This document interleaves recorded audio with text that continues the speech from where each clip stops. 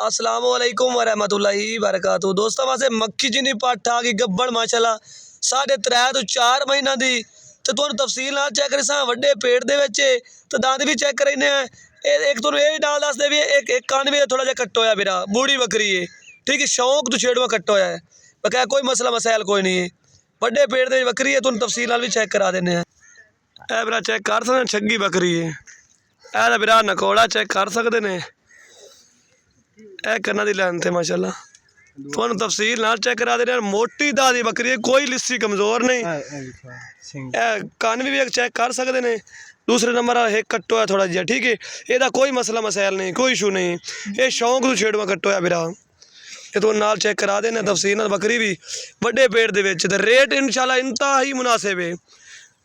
बिल्कुल मुनासिब रेट माशाल्लाह पट्ठ दा रेट हो सी इंशाल्लाह इस बकरी दा रेट ए दा हवाना चेक कर लो बिल्कुल ज़बरदस्त हवाना मेरा दुध लिया भी ज़बरदस्त है 2-2 3-3 बच्चे भी देंदी है मेरा ते 1.5 लीटर तक की गारंटी है दुध की भी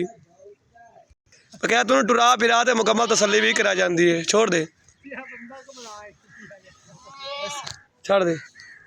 चेक कर सकते हैं बिल्कुल सेहतमंद है किसी किस्म का कोई फॉल्ट नहीं माशाल्लाह हर तरह की एक्टिव बकरी है माशाल्लाह